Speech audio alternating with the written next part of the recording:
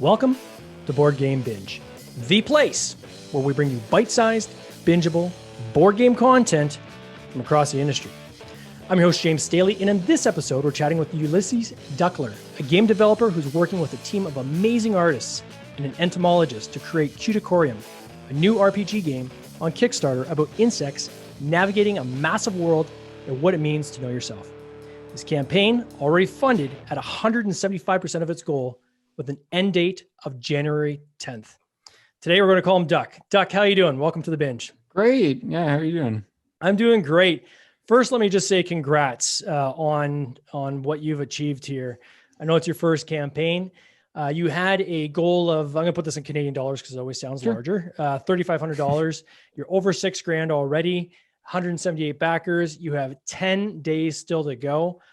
So you've crushed your goal, and you're well on your way to doing some nice big numbers. So I want to just say congrats on that first and foremost. Thank you. I'm still reloading the page every second just to see if we can break that 5K mark. So then I can throw Mel back in the basement to keep working on the backside of the map because they just finished the front side and it looks beautiful. Oh, there you go. Well, you know what? It's and for those listening, and one of the first things you do on your when you launch a campaign is just keep hitting that refresh button, and you don't stop for literally the 30 days you go. So that's true. I can certainly appreciate that.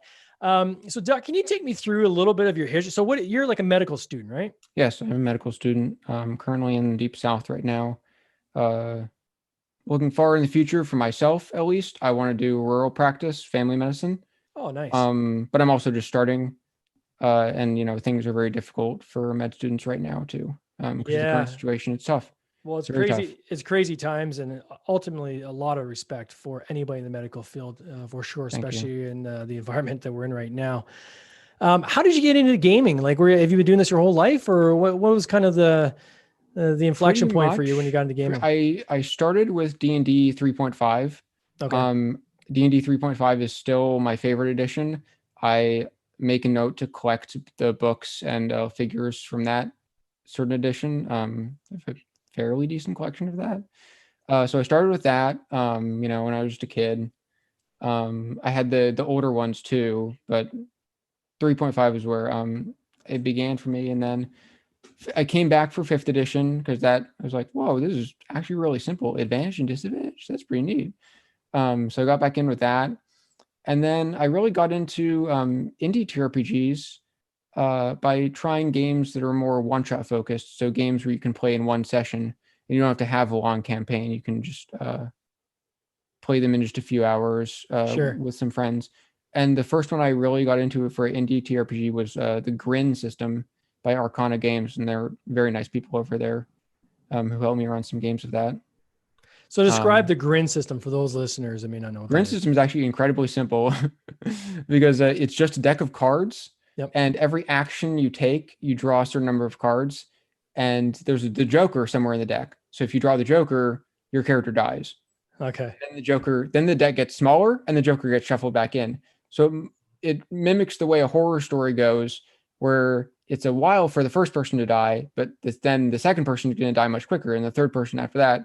And so, just like in a horror movie where once the monster is revealed, then people are dropping like flies.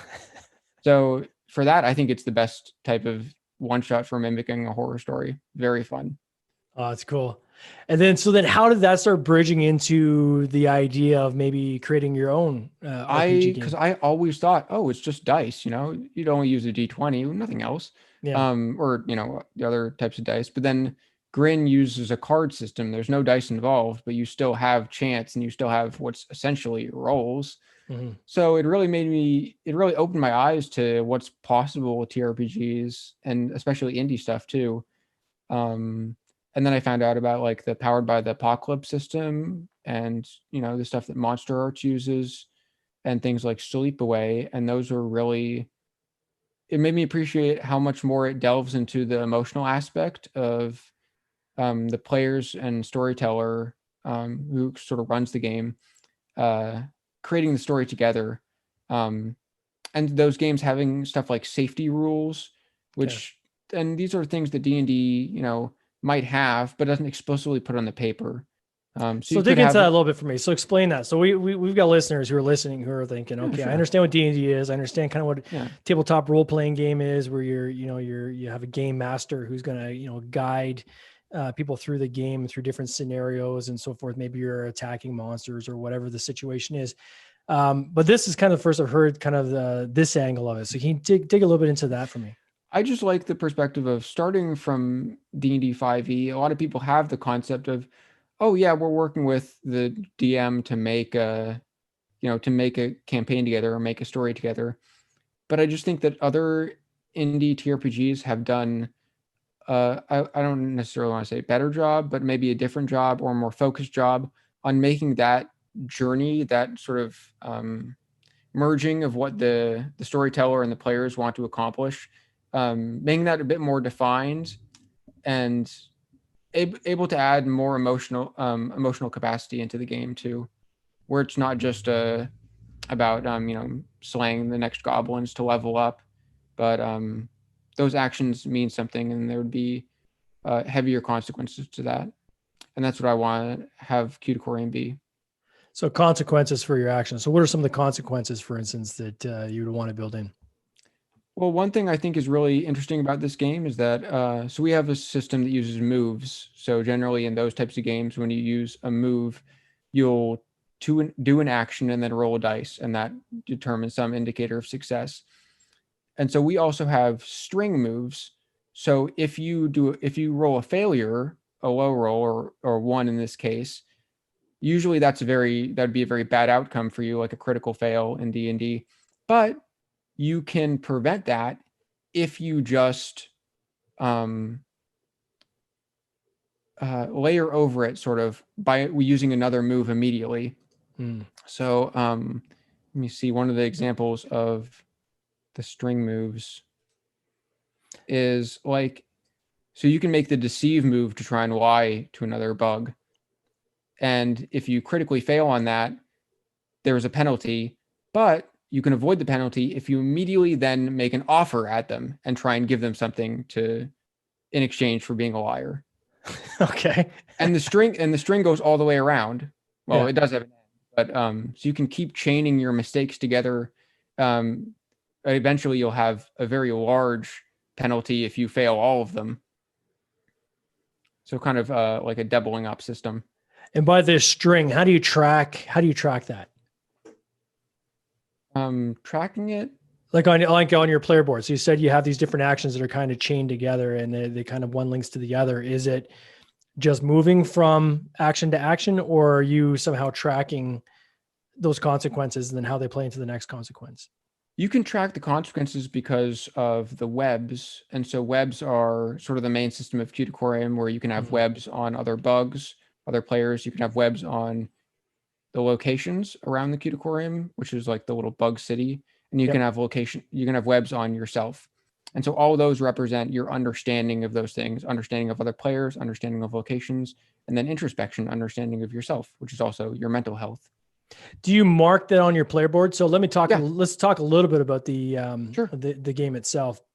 And for people who are actually watching, I'm going to share my screen so they can see your page. But it starts off, your campaign comes with a map, right? It comes with basically the story, the instruction booklet, and then your map, right? Yeah, I believe you're looking over the updates, I think. Yeah, so I'm in the updates right now. Yes, if you want to see the pretty colorful map. Yeah, I love the pretty colorful map. It's awesome. So the main page, there's obviously some pretty amazing artists that you have that have been part of this. Can you talk a little bit about kind of the game itself, right? So with it, you've got your player boards, I guess, which come as like a digital file, so you can print these off. Yeah. And on the back side of that, it'll have all of the different moves that your characters can do, also for a handy guide. Oh, very good. And then on these, and the examples that we're showing for people listening is on the Kickstarter page. You can see what some of the play testers have done, where they've filled out their board, and then they've actually drawn pictures of kind of what their created bug looks like. But you can actually create your own bug, right? Yes, and you don't have to even make bugs that exist in real life. You can have bugs that are totally fictional, like a bug that has wings, but also a snail shell. Okay. I can't think of one like that, but you can make it. So you can hide. Our system for creating characters is all based on features. So you can basically mix and match your features of whatever make your bug stand out. If they have wings, bioluminescence, like a poisonous body, or mandibles, claws, spinnerets, there's so many. I'm still even making more, actually. That's crazy.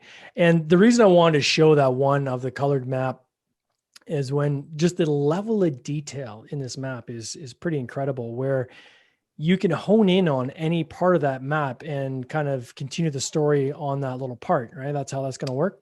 Yes, Mel is actually very excited, and Mel's been so happy to make little stories hidden everywhere throughout the map, because it's a giant file that's going to be really pretty on a very big poster. And yes, they told me as they're working on it, and you can catch their streams where they do the art for it. It's amazing.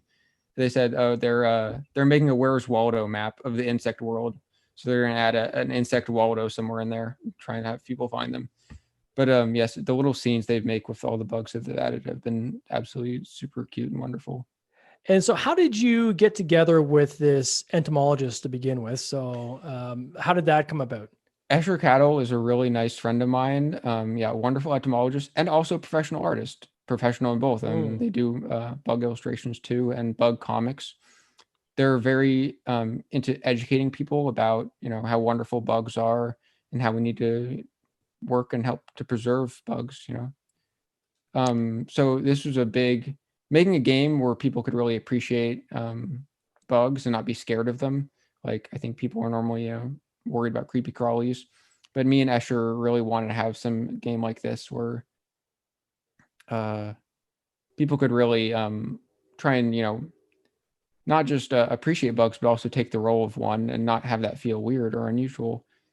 And so the way I met Escher is because Escher used to work on a visual novel called Bugs and Kisses, which is a very cute visual novel. And I was such a big fan of it. Unfortunately, that project didn't come to fruition. I hope it still does one day. I would recommend everyone play the demo because the demo is very cute. And I was a big supporter of that. So I met Escher through that. And we were friends through that way. And then when I came up with this idea, they were, of course, one of the first artists I want to have on board for us, especially because of their bug knowledge is extraordinary. They are able to look at a person for just a few seconds and say, this is your bug sona. They will easily assign you, like, you feel like this type of bug to me. And it's always correct. An amazing skill. That's crazy. Also, an endless wealth of bug knowledge. And did you have any of this knowledge yourself? Like, was it a huge learning curve for you on the bug side, just to kind of learn about the bugs, or did you have kind of a base knowledge going in? I had a base knowledge of, like, as a person who's interested in animals, but I'm definitely more on the human anatomy side. But you don't need to be an entomologist to appreciate, how cute bugs are, and like, oh, a spinneret makes webs. No, the claws are for grabbing things, or the wings let them fly. Those are all very simple things, and in that way, the features that the bugs have can work towards simple and complicated mechanisms for how they help you in the game. And so I see there, in terms of the artists on your page, yeah, you have Mel, you have Escher, you've got, is it Sky or Ski? Ski, yeah. Ski, Hebe, and Danny. So who are these other? Are they all participating, or how does that team work so I can go over each one. So Mel is also a really great friend of mine. I've known them for a long time. I've done a few other TRPGs that I've released just on itch, so just digitally, and you can find those on US Duct Tape at itch.io. And those, I had Mel help me do illustrations for those. They'd also help me done illustrations for other projects in the past. They're a wonderful illustrator. They're from Argentina.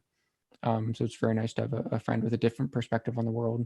And also they have such a wide variety of styles that when I knew we were going to do something so colorful with a lot of different types of bugs, I immediately wanted Mel because their breadth of styles would be so helpful to this project, and it has been. And as it turns out, they can also do wonderful map illustrations, which they never tried landscapes before, but here they go, and they're great at it. And then with the others, like, how does this all come together then with the different artists? Is there? So I really wanted all of our artists to have different styles, and I think that really comes across even just with the little artist profiles you can see on the page. Like Ski and Hebe have very unique styles. Also, my friend Danny, and especially Hebe, has a very extraordinary, like sort of cartoony simplistic but very deep style, I think. Yeah. So yeah, it was just important to me to have lots of artists who had different styles so we could capture the different types of bugs. And was there any issues at all kind of when you have different artists, obviously you're going to have different styles, having those styles kind of seamlessly integrate with each other, or? There were a little bit of issues at first, a little bit of growing pains and Yeah. people designing of okay, no, we don't really want to have the bugs look like this, or no, not really like this. But I think right now we're on a very good track we have a very focused sort of design principles when it comes to making new bugs. But then also we know when to break the rules too.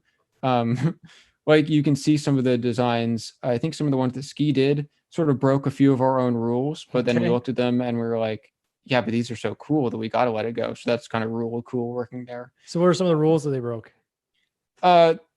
We wanted to have the clothing that the bugs wear sort of come from natural materials. Yeah. And be, something that they could realistically make within a world where they have minimal technology, or at least just the scraps of human technology and whatever stuff they can find there. So Ski had a bit more complicated clothing for them, but it makes for a cool design. So I say go for it. And then how do these different, so you have the main map, are all these characters integrated into the main map, or is it also into the book, or how does that artwork split across the different components of your campaign? So what I want to do with all the illustrations for the bugs, at least, is two things. First of all the bugs you see on the Kickstarter, those are all characters who do appear in the initial adventure that is included with the book.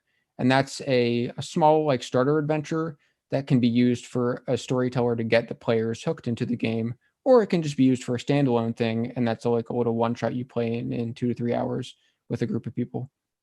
And that's it. But you could also have a longer campaign where after that, then there's more mysteries that get involved, and then the players continue to delve into those. So all the characters here you see are also used in that adventure. But what I want to do is that each illustration we have explores a different aspect of what the bugs in the Cuticorium are like, and it explores the different locations and then how their society works. That's cool. So you have the whole history. Each one also has a little flavor text behind it too. Yeah. Yeah. I got Tony in the lobby saying, are you live streaming this game anywhere before the end of the campaign? We do. We will be having a live play, and that's being done with, I think, One Page RPG. Let me see if I can get that information. They just do you have a Twitch channel as well, or? I do not have a Twitch channel. Mel has a Twitch channel where they do streaming of them drawing the map, and it is wonderful work. I definitely recommend everyone follow Mel at Mel Spontaneous at Twitch. I'll give you the link for that later. Yeah. So we'll only do this at the end sure. when they're done the interview, in the notes of this actual file. If you can put links to each of these for people, so people like Tony can go and find it easily, it'll be easier for people to find the different links and so forth. But that's pretty cool. So people can actually watch you guys do a playthrough. That's and so I'm sorry on the information for that. That's +1 EXP, and they're doing it this Saturday. Yep. Perfect. So lots of time. We got 10 days before the campaign's done. So lots of time to see how it plays out before. Yes, and we have a lot of really cool stretch goals. I think we're almost guaranteed to hit this next one, which is going to have the double-sided map. So it'll be a second side, which has more of the locations beyond the bug city, some of the more dangerous locations. And then we have additional stretch goals for, I could create a GM-less version of the game so that you could play it without having a storyteller or just players, or you could play it solo. And then lots of random RNG tables you can need. And we also have a stretch goal for getting a new soundtrack for the game. We have a SoundCloud artist who's helping us to develop a soundtrack, and they put a very amazing sample you can hear on the Kickstarter page. Yeah, that sounds pretty cool, having that kind of ambiance, right? So that when you're playing, it feels like helps you just get into it, right? Into the actual scenario. Personally for me, whenever I'm writing for a game or GMing, I really like to have a soundtrack going for my players and also for my own purposes. So I thought a soundtrack would be nice. People want to have something like that. Now, I have Dave in the lobby. He was asking, number one, he's pretty excited about the campaign, and he's going to check it out afterwards. One thing he was asking, is it a good family game? It's good for people that are not familiar with RPGs, I guess, is kind of the second part of that. One of the very next stretch goals I have was going to also include a lighter-hearted plot line for more younger players, because some of the things that the adventure that comes with it explores a bit more emotional and darker aspects of what bugs could do to each other, right? Like kill each other. Definitely. And that's a thing that happens, but I do want to have a sample adventure that comes with the game that can be more suited for introducing younger players into bugs, because that's what's another thing, again, so important to me and Escher, is having people from a very young age understand that bugs are not, things you have to be constantly afraid of and scared of. They're just another type of animal, and they live just a very extraordinary lives. Yeah, it still blows me away when and I won't name names, but I know the people who are listening know who they are, that just absolutely freak out if there's a spider in the room. Like the spider could be on the other side of the room and they're going bananas because there's a spider in the room. I like to actually leave spiders. If I see a spider in a room casting a web, as long as it's not too obvious for people seeing it, I usually just let it be, because they're going to clean up some of the less friendly bugs that you don't want around. So bugs can be our friends, definitely. Yeah, and also we do try and keep things very simple with the whole system overall. Yeah. Using the smallest dice possible. Everything or most things in the game use a D4, and the character sheet is very easy to navigate. You can just write in and fill in the boxes. It doesn't need any rolling. You can make characters, and I've had players make them in as fast as like 5 minutes, just scribbling down a little drawing.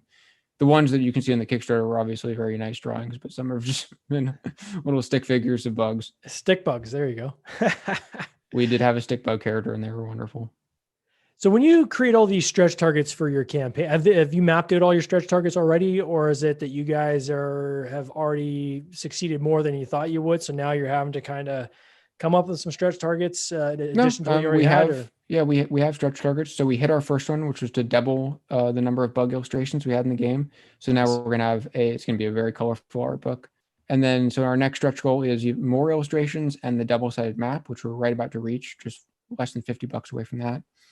And then the stretch goal after that is for, like I said, the GM tools. So more adventures that come with the game, a lighter-hearted plot line for kids, random encounter tables, GM-less play, so you can play it on your own. And then the stretch goal after that, we just found out, is the soundtrack. And we even have more ideas after that. We're always very confident and hopeful. So we have people who are waiting that would maybe translate the game into Spanish and Japanese. We'd have a read-through done of the rule book by voice actors, so that people who have trouble with text could listen to an audible version. Oh, that'd be cool. And we even had some very silly ideas about making like 2.5D bug animations for some reason. Those would probably be far, far off. Most of all, I want a lot of money to go to our artists, because the game would be impossible to make without them, and they just do wonderful work. So sure, they're a big part of this. And then where's the game being made? Like, where are you having the materials made, like the maps and so forth? So we're doing our fulfillment done with Indie Press Revolution. They've been very helpful in reaching out to us. And I reached out to them originally to manage this fulfillment. So they'll print and do fulfillment for you then? Is that how they do not do the printing? No, okay. The printing will be done in Portland, or I think Washington. We have a self-printing plan. Nice. Or self-publishing, yeah. So it'll be made in America, essentially. Yes. And we do plan on having it made on PCW recycled paper. And also, one thing to note is that our books are smaller than most. Mm-hmm. And that is also, I think some of these are cheaper than a lot of other softcover books you get for RPGs. We want to make things really affordable. And also, the books will be about the size of like a field notebook, because it mirrors a field notebook that you'd have to write down little notes about bugs. And probably bound on a little metal roll like that. Are you using any kind of pledge manager on the back end at all, or? We have BackerKit sort of waiting in the wings. Yeah, we've organized some stuff with them. Nice. They still have some things to get back to me on, though. But yeah. And can you explain to people the different pledge levels you have and kind of what you get with different pledge levels, right? Because it kind of varies by how people are pledging, right? Yeah, we try to keep our pledges pretty simple. So the first level, we have the $10 pledge, which is just the PDF Humble Grub. I put little silly bug names on all of these, but they love don't it. mean anything. Thanks.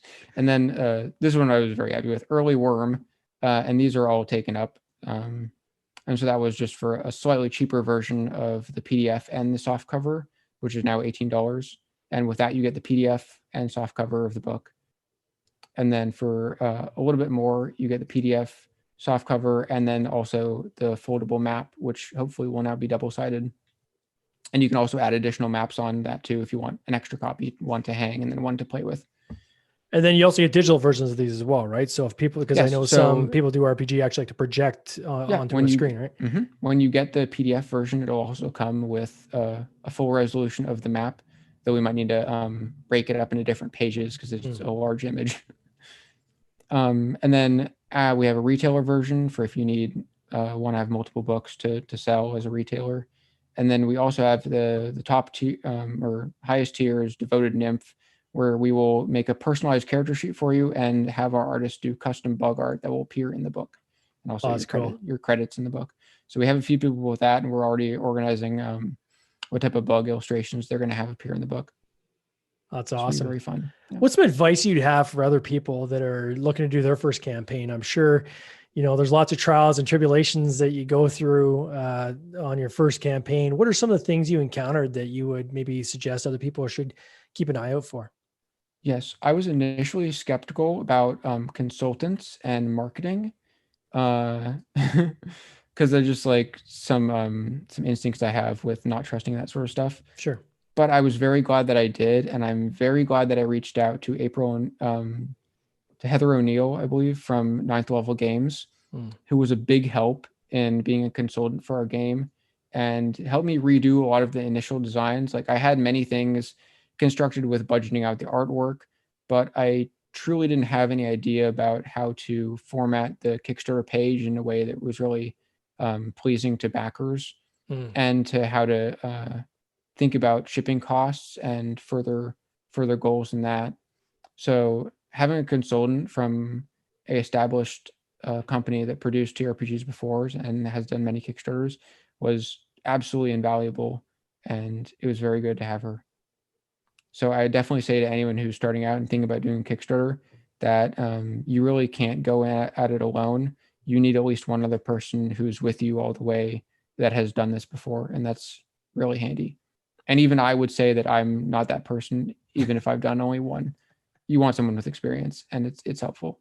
That's great advice. And with the co-opetition in this industry, I would say that there's lots of people out there that would be more than happy to offer advice that have done campaigns before. It's very cooperative, especially I thought I was kind of working on my own, and then I found a lot of Discords and Facebook communities where it's just TRPG developers talking with each other, working with each other to share the info they have in the games they're building and then get feedback, which is amazingly helpful for organizing playtesting groups when you want people who are more than just your friends who will say, oh, this is great.